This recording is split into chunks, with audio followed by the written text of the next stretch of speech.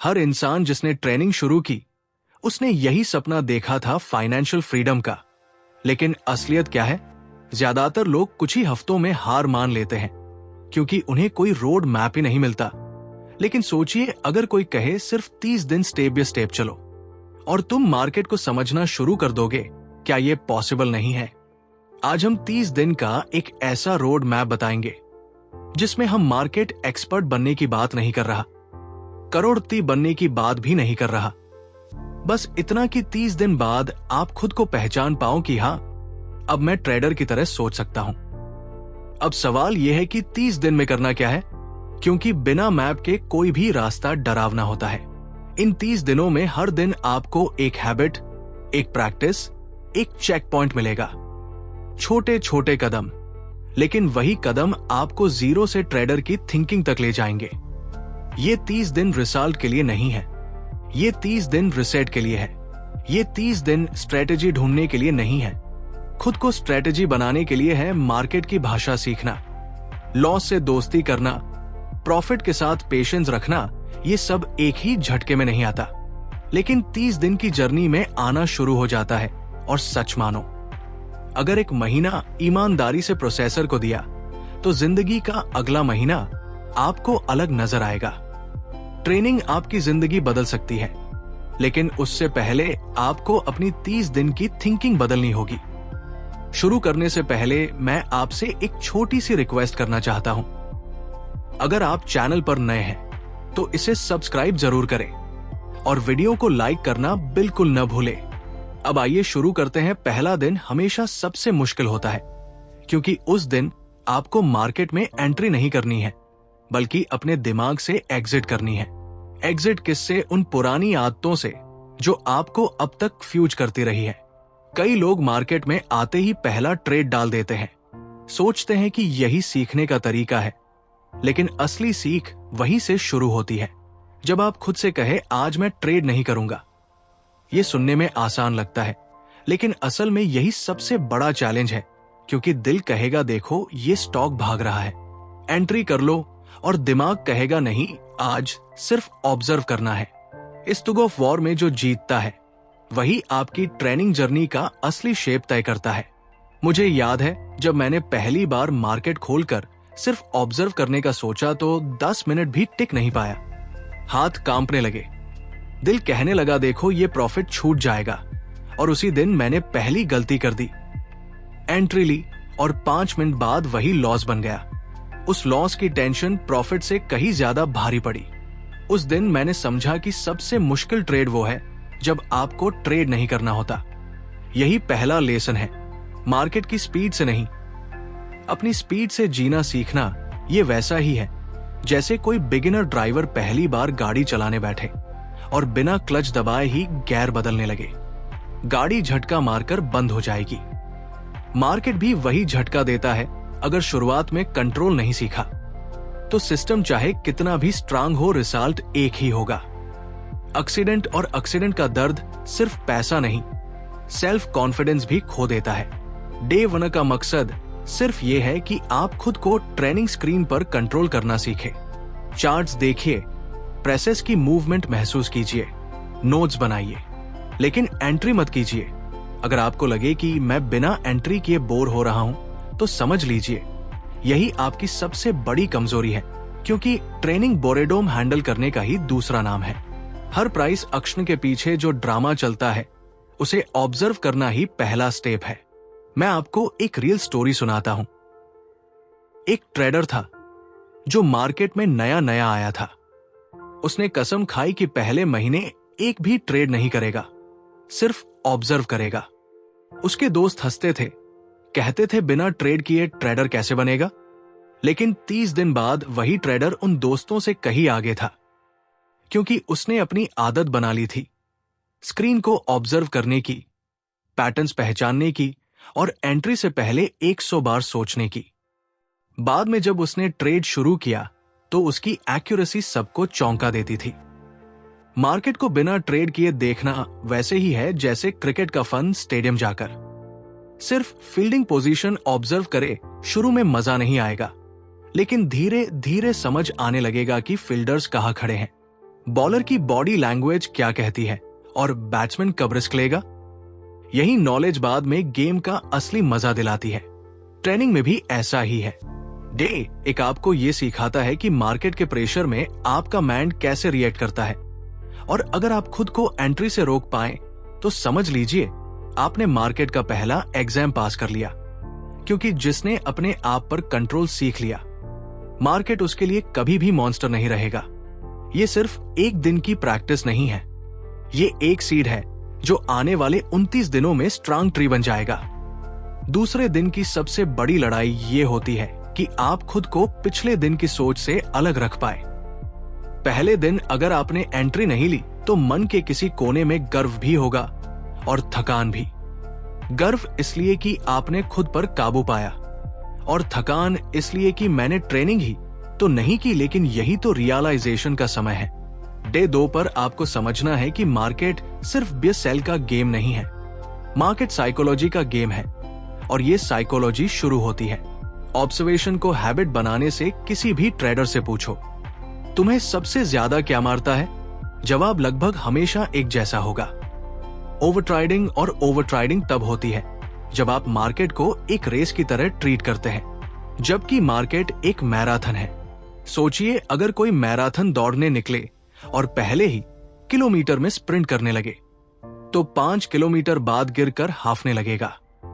Training में भी अगर शुरुआत में ही हर मूव पर एक्शन लेने लगे तो अकाउंट थक जाएगा, दिमाग थक जाएगा और रिजल्ट कोलैप्स हो जाएगा। डे 2 का फोकस है खुद को मैराथन रनर समझना, स्प्रिंटर नहीं। मुझे याद है एक बार मैंने सोचा कि चलो आज सिर्फ 2 घंटे मार्केट ऑब्जर्व करूंगा, लेकिन धीरे धीरे आदत सी लगने लगी। हर प्राइस मूवमेंट पर दिमाग हाइपोथेसिस बनाने लगा। अगर यहां एंट्री लेता तो क्या होता? शुरुआत में ये गेम्स लगते थे, लेकिन यही गेम्स धीरे धीरे माइंड सेट बदलने लगे। असली मजा तब आया जब मैंने महसूस किया कि मार्केट हमेशा पैटर्न रिपीट करता है, वही डर, वही लालच, वही रिएक्शन, और अगर मैं ये पैटर्न्स पहचान लूं तो मेरे पास एडज आ जाएगा। डे 2 की असली प्रैक्टिस यही है, हाइपोथेटिकल ट्रेड्स एंट्री मत कीजिए, लेकिन अपने दिमाग में एंट्री और एग्जिट पॉइंट्स नोट कीजिए। लिखिए कि कहां बाय करना था, कहां स्टॉप लॉस रखना था और कहां एग्जिट करना था।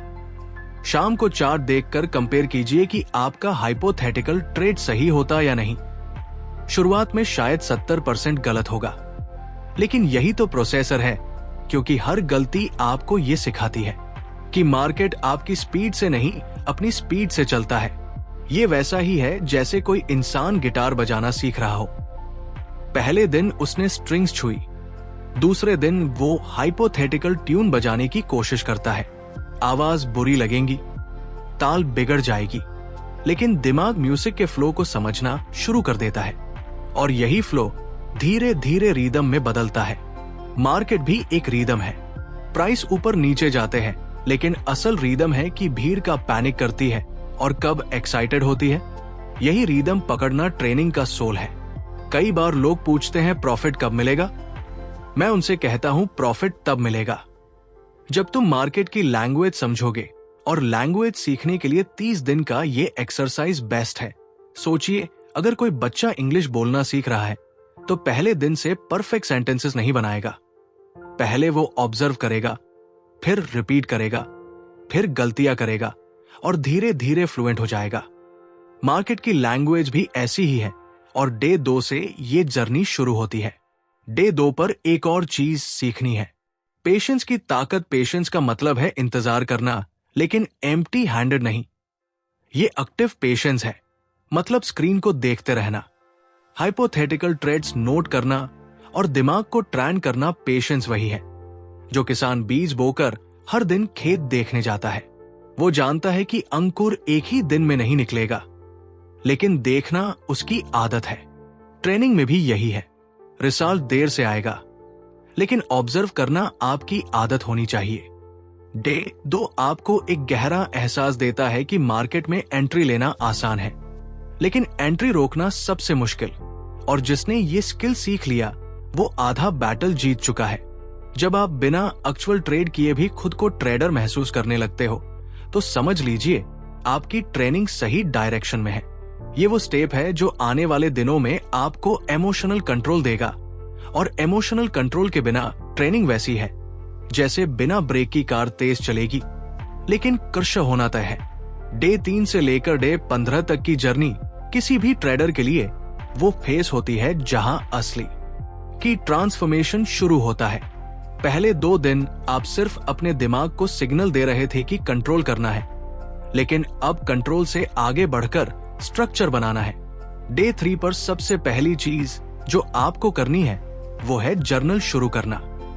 ट्रेनिंग जर्नल का नाम सुनकर लोग समझते हैं कि ये सिर्फ प्रॉफिट्स और लॉसेस लिखने की डायरी है, लेकिन असलियत ये है कि जर्नल आपके और मार्केट के बीच की कॉन्वर्सेशन है। जब आप हाइपोथेटिकल ट्रेड्स लिखते हो, मार्केट आपको मिरर दिखता है। आप समझने लगते हो कि आपकी सोच कहां इंपल्सिव हो जाती है और कहां आपने पेशेंस दिखाया। यही राइटिंग हैबिट आपको डे 15 तक एक नया ट्रेडर बना देती है। डे 4 पर आपको चार्ट से दोस्ती करनी है। चार्ट्स डरावने लगते हैं क्योंकि उनमें लाइंस, कैंडल्स और कलर्स आपको कंफ्यूज कर देते हैं, लेकिन याद रखिए चार्ट्स सिर्फ भीड़ का बिहेवियर दिखा रहा है। जैसे आप ट्रैफिक सिग्नल पर खड़े होकर देखो नॉइस, कौन जल्दी भागता है, कौन इंतजार करता है, कौन शॉर्टकट लेता है। चार्ट भी वही ट्रैफिक है, बस पैसों का। जब आप डेली चार्ट पर बैठकर कैंडल्स को ऑब्जर्व करते हो तो दिमाग खुद से कहता है, हाँ ये पैटर्न मैंने कल भी देखा था। ये पैटर्न रिकॉग्नाइज करना आपके दिमाग को मार्केट की लैंग्वेज सिखाता है। डे 5 से डे 7 के बीच एक और बड़ी प्रैक्टिस शुरू होती है, रिस्क नोट करना। रिस्क नोट करने का मतलब है हर हाइपोथेटिकल ट्रेड पर यह लिखना कि अगर ये ट्रेड गलत हो जाता तो कितना लॉस होता। ये एक्सरसाइज आपको प्रॉफिट से दूर करके लॉस से दोस्त बनाती है, और सच कहूं, लॉस से दोस्ती करना सबसे बड़ी ट्रेनिंग स्किल है, क्योंकि लॉस को एनिमी मानते ही दिमाग घबराने लगता है, लेकिन लॉस को टीचर मानते ही आप हर गलती से सीखते हैं। मुझे याद है जब मैंने पहली बार रिस्क नोट किया तो शॉक लगा कि हर हाइपोथेटिकल ट्रेड में लॉस प्रॉफिट से बड़ा निकल रहा था, लेकिन उसी शॉक ने मुझे स्ट्रांग बनाया। डे 8 से डे 10 तक का पीरियड टेस्टिंग फेज है। अब आपको हाइपोथेटिकल ट्रेड्स को थोड़ा स्ट्रक्चर देना है। एंट्री और एग्जिट के रूल्स लिखिए, चाहे कितने भी सिंपल हो। एग्जाम्पल के लिए, अगर स्टॉक प्रीवियस है तोड़ेगा तो एंट्री लूंगा, और अगर प्रीवियस लो तोड़ेगा तो एग्जिट कर दूंगा। ये रूल परफेक्ट नहीं होगा, लेकिन रूल राइटिंग ही आपको अनजाने फियर से बाहर निकालता है। ट्रेनिंग बिना रूल वैसी है जैसे फुटबॉल बिना गोल पोस्ट, सब भाग रहे हैं, लेकिन रिजल्ट 0 डे 11 पर एक नया एक्सपेरिमेंट करना है। इमोशनल चेक इसका मतलब है कि हाइपोथेटिकल ट्रेड लेते वक्त अपने फीलिंग्स भी लिखना, जैसे इस ट्रेड पर मुझे एक्साइटमेंट महसूस हुआ, या ये एंट्री लेते वक्त डर लग रहा था। ये नोट्स बाद में गोल्ड बन जाते हैं, क्योंकि मार्केट में पैसा प्राइस एक्शन से नहीं, इमोशनल कंट्रोल से बनता है। जब आप खुद की फीलिंग्स पहचानना सीख जाते हो तो आप ट्रेनिंग में क्राउड से एक कदम आगे हो जाते हो। डे 12 से डे 14 तक आपको बेक टेस्टिंग की आदत डालनी है। बेक टेस्टिंग का मतलब है पुराना डेटा उठाकर देखना कि आपके रूल्स पेस्ट में कैसे काम करते हैं, जैसे कोई student old question paper solve करता है। जब आप पुराने चार्ट्स पर अपने हाइपोथेटिकल रूल्स अप्लाई करते हो तो आपको साफ दिखने लगता है कि कौन से रूल्स फेक है और कौन से रूल्स सॉलिड। ये प्रैक्टिस आपको डे 15 तक ये क्लियर पिक्चर देती है कि आप मार्केट को सिर्फ देखने वाले नहीं रहे, अब आप समझने वाले बनने लगे हो। और फिर आता है डे 15 हाफवे मार्क। ये वो दिन है जब आपको अपने पहले 14 दिनों का रिव्यू करना है। ये रिव्यू कोई नंबर गेम नहीं है कि कितने हाइपोथेटिकल प्रॉफिट्स हुए। रिव्यू का मतलब है क्या आप खुद को कंट्रोल कर पा रहे हैं, क्या आपने ट्रेनिंग जर्नल रेगुलर भरा है, क्या आप मार्केट को देखकर डरते नहीं बल्कि ऑब्जर्व करते हैं। अगर जवाब हाँ है तो आप उस भीड़ से अलग खड़े हो गए हो जो डे 1 पर ही एंट्री करके बाहर हो गई थी। डे 3 से डे 15 तक की ये जर्नी वैसी है जैसे कोई बच्चा साइकिल चलाना सीखते वक्त सपोर्ट व्हील्स हटाता है। शुरुआत में डर लगता है, लेकिन धीरे धीरे बैलेंस ऑटोमेटिक हो जाता है। ट्रेनिंग भी बैलेंस का ही खेल है और पहले 15 दिन सिर्फ बैलेंस सिखाने के लिए है। ये बैलेंस आने वाले 15 दिनों में आपके असली ट्रेडर बनने की नींव रखेगा। डे दिन 16 से डे दिन 30 तक की यात्रा वही है जहां से असली ट्रेडर जम लेना शुरू करता है। पहले 15 दिन आपने खुद को कंट्रोल करना सीखा, मार्केट की लैंग्वेज समझनी शुरू की और हाइपोथेटिकल ट्रेड से कॉन्फिडेंस बनाया। लेकिन अब खेल थोड़ा और गहरा होता है। अब आपको अपनी थिंकिंग को उस लेवल तक ले जाना है जहां मार्केट आपको डराए नहीं बल्कि आपको गाइड करे। डे 16 पर सबसे पहली एक्सरसाइज यही है कि आप अपने जर्नल को कैटेगरीज में बांटे। कौन से हाइपोथेटिकल ट्रेड्स अच्छे लगे, कौन से खराब और कौन से इमोशनल डिसीजंस थे। ये सॉर्टिंग करना आपको क्लियर विजन देता है कि मार्केट आपके साथ खेल रहा था या आप खुद अपने साथ खेल रहे थे। डे 17 से 19 तक एक नई हैबिट शुरू करनी है। वुन सेटअप रूल मतलब आप सिर्फ एक ही सेटअप ऑब्जर्व करेंगे, चाहे वो ब्रेकआउट हो, चाहे वो सपोर्ट बाउंस हो, चाहे वो मूविंग एवरेज क्रॉस हो। इस फेस में सबसे बड़ी गलती लोग ये करते हैं कि हर स्ट्रेटेजी छकने लगते हैं, जैसे कोई इंसान हर दिन नया डाइट चार्ट फॉलो करे। कभी केटो, कभी पलियो, कभी फास्टिंग। रिजल्ट क्या होगा? शरीर फ्यूज हो जाएगा। ट्रेनिंग में भी यही होता है। डे 17 से डे 19 आपको फोकस करना है, सिर्फ एक सेटअप पर बार बार वही ऑब्जर्व करना है, चाहे प्रॉफिट दिखे या लॉस हाइपोथेटिकल हो। स्टिक करना है। यही हैबिट आपको मार्केट की भीड़ से अलग करती है। डे 20 आता है टेस्टिंग फेज का। अब आप पहले हाइपोथेटिकल नोट्स लेकर एक छोटा सा रियल ट्रेड डाल सकते हैं, लेकिन माइक्रो क्वांटिटी में। मतलब अगर नॉर्मल पोजीशन 100 शेयर्स की है तो अब सिर्फ 5 शेयर से एंट्री लीजिए। यहां प्रॉफिट या लॉस का मतलब जीरो है। असली मकसद है अपनी इमोशंस को रियल ट्रेड में टेस्ट करना, क्योंकि हाइपोथेटिकल ट्रेड पर दिल नहीं कांपता, लेकिन रियल मनी लगते ही हाथ कांपने लगते हैं। डे 20 आपको ये एहसास कराता है कि असली दुश्मन मार्केट नहीं, आपका खुद का माइंडसेट है। डे 21 से डे 23 तक का समय इमोशंस को नोट करने का है। हर ट्रेड के बाद सिर्फ ये लिखना है कि ट्रेड लेते वक्त मेरा दिल कैसा धड़क रहा था, मैंने क्यों एंट्री ली, एग्जिट क्यों की। ये इमोशनल नोट्स आपकी सबसे बड़ी टीचर है। एक बार मुझे याद है मैंने सिर्फ 2 शेयर बाय किए थे। टेस्ट करने के लिए प्रॉफिट सिर्फ 40 रुपए हुआ, लेकिन उस छोटे प्रॉफिट ने मेरे अंदर 4000 रुपए की खुशी पैदा कर दी। उसी दिन समझ गया कि मार्केट प्रॉफिट से नहीं, इमोशन से कंट्रोल करता है। डे 22 से डे 23 तक यही सच आपको अंदर से बदलता है। देव 24 और देव 25 रिस्क मैनेजमेंट का डीप प्रैक्टिस है। अब आपको हर ट्रेड से पहले ये लिखना है, मैक्सिमम मैं कितना लॉस एक्सेप्ट कर सकता हूं। ये स्टेटमेंट इतना सिंपल लगता है, लेकिन यहीं से आप रेस्पॉन्सिबल ट्रेडर बनना शुरू करते हो। ये वैसा ही है जैसे कोई ड्राइवर गाड़ी लेकर निकलने से पहले स्पीड लिमिट सेट कर ले। अगर लिमिट पहले से सेट है तो एक्सीडेंट का डर आधा हो जाता है। मार्केट में भी रिस्क प्री डिसाइड करना आपको पैनिक से बचाता है। डे 26 से डे 28 तक आप खुद को रिव्यू मोड में डालते हो। मतलब हर पुराने ट्रेड और हाइपोथेटिकल नोट्स उठाकर कंपेयर करो। क्या मैंने 20 दिन पहले भी यही गलती की थी? अगर हाँ तो प्रॉब्लम है हैबिट की, अगर नहीं तो इंप्रूवमेंट हो रही है। यही सेल्फ कंपैरिजन आपको क्लियर करता है कि आपकी जर्नी सही जा रही है या आप उसी जगह खड़े हो जहां से शुरू किया था। कई बार लोग इस रिव्यू को स्किप कर देते हैं, लेकिन सच कहूं तो रिव्यू ही वो आईना है जिसमें ट्रेडर अपनी असली प्रोग्रेस देखता है। और फिर आता है डे 2 नो और डे 3 शून्य ग्रेजुएशन पॉइंट। ये वो दिन है जब आप खुद को कहते हो, अब मैं मार्केट से डरता नहीं हूं, अब मार्केट से सीखता हूं। पर आप एक मीडियम क्वांटिटी ट्रेड कर सकते हो, सिर्फ प्रोसेसर फॉलो करने के लिए। और डे 30 पर आपको मार्केट से गिफ्ट लेना है। गिफ्ट मतलब एक छोटा सा प्रॉफिट, चाहे 100 रुपए का हो, चाहे 500 रुपए का, उस प्रॉफिट को सेलिब्रेट करना है, ना कि अमाउंट को। क्योंकि ये प्रॉफिट सिर्फ पैसे का नहीं है, ये 30 दिन की आपकी मेहनत का सिंबल है। डे 30 पर बैठकर जब आप पीछे देखोगे तो समझ आ जाएगा कि पहले दिन मार्केट आपके लिए एक जंगली जानवर जैसा था, अनकंट्रोल्ड, खतरनाक, डरावना। लेकिन अब वही मार्केट आपको एक मिरर लगता है जो आपकी आदतों को रिफ्लेक्ट करता है। पहले आप मार्केट के पीछे भाग रहे थे, अब मार्केट आपको रिस्पेक्ट देने लगा है, और सच मानो यही रिस्पेक्ट ही सबसे बड़ा रिवॉर्ड है। डे 16 से डे 30 तक की ये जर्नी आपको ट्रेनिंग की असली बेस देती है।